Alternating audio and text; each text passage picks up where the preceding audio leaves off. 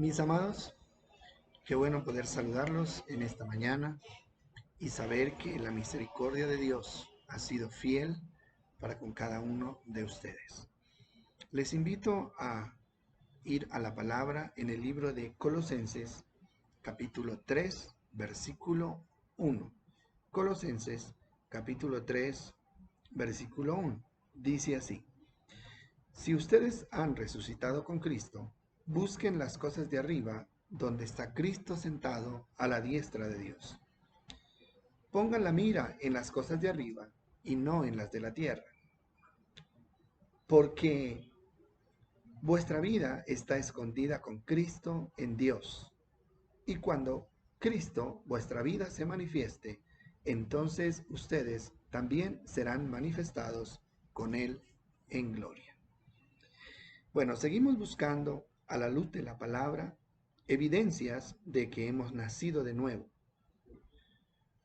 o de una verdadera conversión.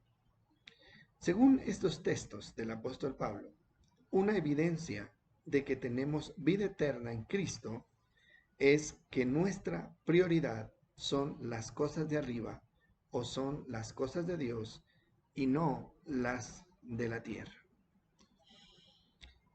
Cuando una persona nace de nuevo, de verdad, cuando se da ese proceso del nuevo nacimiento del que habla Jesús en Lucas capítulo 3, lo primero que sucede es que sus intereses cambian. Lo de Dios, lo espiritual, se coloca en primer lugar y lo material pasa a un segundo plano.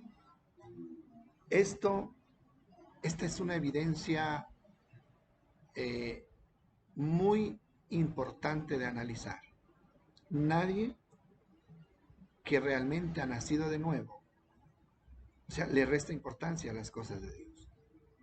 Siempre que ha habido una conversión verdadera, un conocimiento pleno de Dios, inmediatamente el orden de prioridades cambia en la vida de esa persona. Y ya lo de Dios se vuelve fundamental, se vuelve indispensable, quedando lo material y lo terrenal en un segundo plano. El mandato del apóstol es claro: busquen las cosas de arriba. Pero miren lo que dice: si es que han resucitado con Cristo. O sea, este mandato, esta sugerencia, es solamente para las personas que han resucitado con Cristo o que han nacido verdaderamente de nuevo. Porque si ustedes no han tenido un verdadero encuentro con Cristo, entonces es imposible que puedan establecer este tipo de prioridad. No se puede. El terrenal sigue siendo terrenal, eso dice el apóstol Pablo, y sigue poniendo la mirada en lo terrenal, mientras que el espiritual, dice el apóstol, se interesa por lo espiritual. Vamos a leer en el Evangelio de Lucas, capítulo 15, Evangelio de Lucas, capítulo 15, una parábola que nos pueda ayudar a entender, o sea, cuán importante es darle el primer lugar a la invitación que Dios nos hace, a seguirlo, a servirlo y a buscarlo. Lucas capítulo 14, versículo 15, encontramos la parábola del gran banquete. Dice así: oyendo esto, uno de los que estaban sentados a la mesa le dijo: bienaventurado el que coma pan en el reino de Dios. Entonces Jesús le dijo: un hombre hizo una gran cena y convidó a muchos. Y a la hora de la cena envió a su siervo a decir a los convidados: venid, que ya todo está preparado. Y todos a una comenzaron a excusarse. El primero dijo: he comprado una hacienda y necesito ir a verla, te ruego me excuses. El otro dijo: he comprado 5 yuntas de bueyes y voy a probarlos, te ruego me excuses. Y el otro dijo: acabo de casarme y por lo tanto no puedo ir. Vuelto el siervo hizo saber estas cosas a su señor. Entonces, enojado el padre de familia, dijo a su siervo: ve pronto por las plazas y las calles de la ciudad y trae acá a los pobres, a los mancos, a los cojos y a los ciegos. Y dijo el siervo: Señor, se ha hecho como mandaste y aún hay lugar. Dijo el Señor al siervo: ve por los caminos y por los vallados y fuérzalos a entrar para que se llene mi casa. Porque os digo que ninguno de aquellos hombres que fueron convidados gustará mi cena. Bueno, es una parábola muy interesante, pero la explicación es más interesante todavía. Entonces, el versículo 15 dice que un hombre de los que estaba sentado a la mesa hizo un comentario. Y esta parábola la expone Jesús como una respuesta a ese comentario del que estaba sentado con él a la mesa. ¿Qué fue lo que dijo este hombre? Dijo: bienaventurado y feliz el que coma pan en el reino de Dios. De esto podemos concluir que la invitación a la cena es la invitación a la salvación. Pero esta invitación fue rechazada. Como nosotros podemos, ya lo leímos y ahí podemos verlo, esta invitación fue rechazada por algunos, y para eso se colocan tres excusas que muestran dos aspectos por los que muchos están poniendo en riesgo su salvación. O sea, lo interesante de esta parábola es darnos cuenta de que hay unos aspectos, unos factores en la vida que pueden estar poniendo en riesgo nuestra salvación. Y eso es lo que vamos a meditar. Primero, uno de los factores que pone en riesgo la entrada a la cena es el afán por las posesiones materiales. Esto está representado en el que compró la hacienda y en el que compró las 5 yuntas de bueyes. Y el segundo aspecto está representado por el que se acababa de casar, que muestra el interés por los placeres de la vida. Riqueza y placeres son los dos factores por los que muchos han dejado las cosas de Dios en un segundo plano. Y yo creo que en este punto ya del estudio, nosotros podemos hacernos una pregunta muy personal. Y es: ¿he dejado a Dios y las cosas de Él a un lado por satisfacer estos intereses, como son las cosas materiales, las riquezas o aún nuestra propia satisfacción humana? Bueno, eso es lo interesante de estudiar la palabra. Porque si nosotros estudiamos la palabra, o sea, pero no la aplicamos a nuestra vida, a nuestra situación particular, entonces no hemos hecho nada. Es como el que asiste a la iglesia a escuchar el sermón 1, 2, 3 veces a la semana, pero no cambia, o sea, no pasa nada. Entonces esa persona está perdiendo su tiempo. Realmente, mire, el estudio de la palabra, la lectura de la palabra, o sea, tiene como único objetivo es cambiar la vida de nosotros los seres humanos, orientarnos a un cambio de conducta, a un cambio de actitud, o sea, moldeado por la palabra de Dios, guiado por la palabra de Dios. Pero si eso no se da o no estoy interesado en que la palabra me cambie, entonces leerla, escucharla, está por demás. Entonces, decíamos que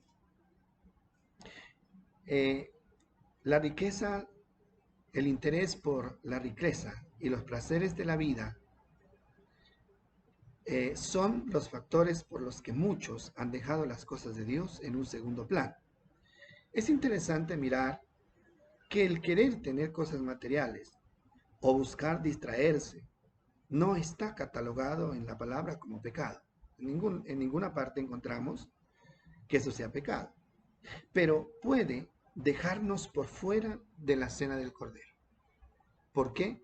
Porque yo pienso que esa cena a la que ellos fueron invitados representa la cena del Cordero, donde estarán los redimidos por Cristo Jesús. Por lo tanto, hay que ponerle mucho cuidado, ¿sí? A veces somos demasiado livianos al analizar estas cosas. Es que yo no estoy haciendo nada mal. Es que trabajar no es malo. Es que aspirar a tener algo en la vida no es malo.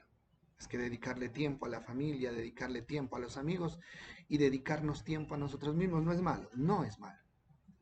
No es malo. O sea, lo malo es dejar de lado a Dios y las cosas de Él por darle el lugar a estas cosas. Esto es bueno, es necesario, pero tiene que tener un orden correcto. Y el orden correcto es: busquen primero el reino de Dios y estas cosas vienen después. Estas cosas serán añadidas. ¿Y cuántos de nosotros, de verdad, hemos dejado eh, de lado una invitación que Dios nos ha hecho? Hacer algo para Él, hacer una obra, hacer un servicio, a ir a la iglesia cuando podíamos, al templo. Hemos dejado de hacerlo simplemente con la excusa de que hay algo que tenemos que hacer, pero si usted lo mira, siempre ha sido para favorecer uno de estos dos intereses, o por un interés material, o simplemente para satisfacernos a nosotros mismos con algún tipo de placer que no puede ser prohibido, pero que si realmente está obstruyendo, ¿no?, que nosotros hagamos lo que Dios nos pide, puede ser riesgoso. Los que no quisieron ir, según la parábola, fueron muy educados. Y según el texto que acabamos de leer, dice el versículo 18, dice: y aún comenzaron a escudarse, y el primero dijo: he comprado una hacienda y necesito verla, te ruego que me excuses. Te ruego que me excuses. Los que no quisieron fueron muy educados en sus excusas, ¿no? Le rogaron de una manera muy educada que los excusara. Pero hay algo interesante aquí. Esto no sirvió de nada. El hecho de que se hayan excusado de una manera educada no hizo que ellos luego pudieran entrar en esa cena. No sirvió de nada. ¿Por qué? Porque nada justifica que se cambie lo espiritual por lo material. O sea, es cuestión de tener claros los valores. Nada justifica dejar de lado lo espiritual, ¿no?, o cambiarlo por lo material. Y créanme que esto va más allá de la causa o del por qué no voy, del por qué no busco o del por qué no sirvo. Mire, la razón es falta de amor o falta de interés por las cosas de Dios. Esa es la realidad, ¿sí? Por eso es que es tan delicado este asunto. No es simplemente el hecho de que tuve algo que hacer y por eso no pude buscar a Dios o no pude cumplir con mi deber con Dios. No. El Señor es drástico y es fuerte con esto. ¿Por qué? Porque detrás de la excusa o de las excusas constantes, lo que realmente hay es un desánimo por las cosas de Dios, es falta de interés por las cosas de Dios y en últimas es falta de amor. Ustedes recuerdan lo que Dios le dice, lo que Dios dice en el libro de Apocalipsis a la iglesia de Éfeso, cuando Dios envía su mensaje a las 7 iglesias. Hay una acusación contra esa iglesia y es, dice: ustedes han dejado mi primer amor. Han dejado mi primer amor, aunque ellos nunca dejaron de hacer las cosas que tenían que hacer, pero la motivación, lo que los motivaba a ellos no era el amor, tal vez el compromiso, tal vez el cargo de conciencia o la culpa, pero no era por amor. Y la invitación que Dios hace a la iglesia o a la persona que se siente obligada, que se siente forzada, es: vuelve, dice, al primer amor. Recuerda de dónde has caído y arrepiéntete. Y trata de volverte a tomar de la mano de Dios y a caminar con Él, enamorado realmente de Él. Entonces, detrás de una excusa No hay simplemente un interés material, ¿no? Sí, sino que es una muestra de desamor y de desánimo frente a las cosas de Dios. Digamos que los bueyes podían haber esperado un día.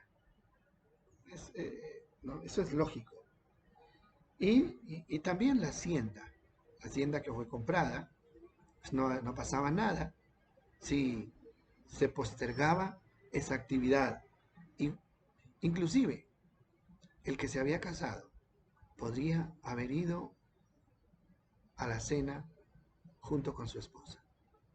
Eso nosotros lo podemos buscar. Buscar las cosas de arriba.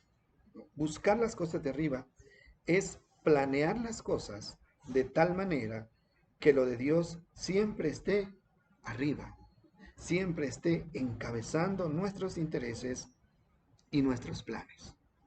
A eso se refiere Pablo cuando dice busquen las cosas de arriba. No es que vamos a dejar de hacer lo que tenemos que hacer como seres humanos. No tenemos que dejar de trabajar o dejar de recrearnos o dejar de dedicarle tiempo a la familia. No es que vamos a dejar de hacer eso. Eso debe estar incluido en la lista de nuestras actividades. Pero pero el que ama a Dios, el que ha nacido de nuevo, siempre en ese listado de actividades, ¿no? Permite o hace que aparezca primero lo que tiene que ver con Dios. Y eso muestra que realmente estamos enamorados de Dios, que lo amamos. Hablamos de la familia. O sea, sí, la familia es muy importante, pero en Lucas encontramos allí que habla del precio del discipulado. Inclusive está allí en el mismo capítulo 14 de Lucas 14, 25, dice, grandes multitudes iban con él y volviéndose les dijo, si alguno viene a mí no aborrece a su padre, a su madre, e hijos, hermanos y hermanas, y aún también su propia vida, no puede ser mi discípulo. O sea, aún nuestra familia, padres, hijos, hermanos, mujer, marido, aún nuestra familia tiene que quedar en un plano después de Dios. ¿Por qué? Porque la familia es muy importante, ¿sí? Porque sí, son las personas que Dios ha puesto a nuestro lado para que nos acompañen, tenemos obligaciones y responsabilidades, pero la salvación no depende de la familia, la bendición no depende de la familia, ¿no? La salvación depende de Dios, es un regalo de Dios. Las cosas imposibles de obtener humanamente vienen de quién? De la mano de Dios. Mire, la familia por mucho que nos quiera o por mucho que la querramos, hay cosas que no nos puede dar. Hay cosas que no nos puede solucionar. Solamente lo puede solucionar Dios. Entonces, la familia depende de Dios, no Dios de la familia. Los negocios dependen de Dios, no Dios de los negocios, ¿no? La vida depende de Dios, no Dios depende de la vida. O sea, esa es la prioridad y, y la realidad que tenemos que tener clara nosotros en nuestra mente y en nuestro corazón. El versículo 24 de Lucas, ahí aparece la reacción del que invitó a la cena. Y el versículo 24 dice, porque os digo que ninguno de aquellos hombres que fueron invitados gustarán mi cena. Bueno, ¿eso qué significa? ¿Eso qué significa? Quedarán por fuera. Estamos hablando de buscando evidencias de que realmente somos salvos, de que realmente nos hemos convertido a Cristo, de que realmente tenemos segura la herencia de nuestra salvación cuando desaparezcamos de aquí de la tierra. Y una de estas cosas es una persona que realmente ha nacido de nuevo, pone como prioridad en su vida, por encima de lo que sea y de quien sea, las cosas de Dios. Esa es una evidencia innegable. Hebreos capítulo 12, versículos 15 al 17. Me gustaría que lo leyéramos. Hebreos capítulo 12, versículo 15 al 17. Encontramos algo interesante allí. Dice así. Bueno, leamos desde el 12 y dice: por lo cual levantad las manos caídas y las rodillas paralizadas, y hagan sendas derechas para vuestros pies, para que lo cojo no se salga del camino, sino que sea sanado. Sigan la paz con todos y la santidad sin la cual nadie puede ver al Señor. Miren bien, no sea que alguno deje de alcanzar la gracia de Dios, que brotando alguna raíz de amargura os estorbe y por ella muchos sean contaminados. Y dice el 16: no sea que haya algún fornicario o profano como Esaú, que por una sola comida vendió su primogenitura. Porque ya sabéis que aún después, deseando heredar la bendición, fue desechado y no hubo oportunidad para el arrepentimiento, aunque la procuró con lágrimas. La gracia. Muchos se confunden con la gracia. Y muchas personas creen que la gracia es algo que está tirado y que se puede tomar cuando a nosotros nos plazca, o que se puede desechar cuando a nosotros nos plazca. Pero no es así. La gracia despreciada es una gracia perdida. Los regalos que no se aprecian se pierden y pierden su valor. Una gracia, la gracia despreciada, es una gracia perdida. Y los que no quieren buscar a Dios cuando pueden, no podrán encontrarlo cuando quieran. Mediten esto. Los que no buscan a Dios cuando pueden, no podrán encontrarlo cuando quieran. De verdad que lo que Dios nos ofrece, no solamente la salvación, sino su protección, su sanidad, su amor, es algo tan valioso como para tenerlo tan en poco. Y el libro de los Hebreos toma como base lo que le pasó a Esaú. La historia completa está en Génesis capítulo 25, si usted lo quiere leer. Pero es una historia triste. ¿Por qué? Porque Esaú fue el hermano mayor. Y según la ley, el hermano mayor era el que heredaba la bendición de la primogenitura. Pero él, según la narración, dice que la despreció cambiándola por un plato de lentejas. Y si usted lee la historia, dice que Esaú salió a cazar y no encontró nada. Y llegó a su casa desanimado, cansado, y en esas condiciones su hermano le ofrece comprarle la primogenitura. Y él decide venderla. Pero realmente lo que lo llevó a tomar esa decisión no fue tanto la necesidad de comer un plato de lentejas, sino el desánimo que había en su corazón. Estaba cansado y desanimado, y eso lo llevó a menospreciar algo tan valioso como era la bendición de su padre. Y de ahí el apóstol Pablo, escritor de los Hebreos, toma una enseñanza para nosotros. La gracia es algo que Dios nos ofrece y que se tiene que valorar, pero a veces por cansancio, por desánimo, por cualquier razón que sea, podríamos nosotros estar dejando de lado esa gracia.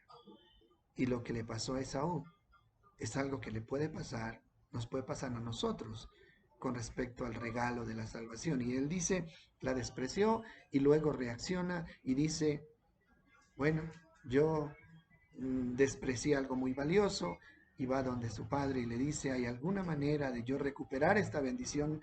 ¿Acaso tienes otra bendición que me la des? Y el padre le dice, no, ya no hay nada que hacer.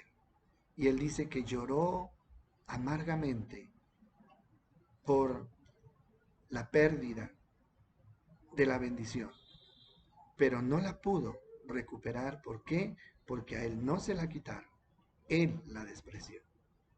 Por eso el apóstol dice, no descuidemos una salvación tan grande, no despreciemos una salvación tan grande. Y aquí lo que tenemos que hacer es darle una importancia a lo que realmente es importante. Démosle la importancia, establezcamos prioridades, que en sus planes de vida, que en sus proyectos de vida a corto o a largo plazo, siempre Dios, sus cosas, su llamado esté en primer lugar. Entonces, de esa manera le estaremos diciendo a Dios lo importante que Él es para nosotros, cuánto apreciamos su sacrificio, cuánto apreciamos su amor, su regalo. Pero si dejamos las cosas de Dios en un segundo lugar, le estamos enviando un mensaje a Dios y le estamos diciendo, no nos interesa, no nos interesa lo que hiciste, tu sacrificio no es tan importante para nosotros. Mire, y es tan fácil justificar el abandono de nuestro compromiso con Dios simplemente porque estamos buscando algo material, porque estamos ocupados haciendo algo, buscando incrementar nuestros intereses, o simplemente porque consideramos que nos merecemos nosotros una satisfacción o un placer. Mire, el único placer que realmente se justifica es el placer de buscar a Dios, de buscar su palabra, de estar atento a su llamado. Aún en este tiempo donde usted no se puede congregar, ¿no? Dios sigue esperando de nosotros fidelidad, sigue esperando de nosotros un corazón abierto, aún en el hecho de dar, de compartir. Él sigue esperando que nosotros seamos fieles a su palabra y a su llamado. Entonces, recordemos que una de las evidencias de que hemos nacido de nuevo es que nuestra mirada está puesta en las cosas de arriba y no en las de la tierra. Esperamos que esta reflexión haya podido tocar su vida y sea de bendición para su alma. Y siendo la voluntad de Dios, nos veremos en una próxima oportunidad. Un abrazo para ustedes y el deseo de muchas bendiciones de parte de Dios.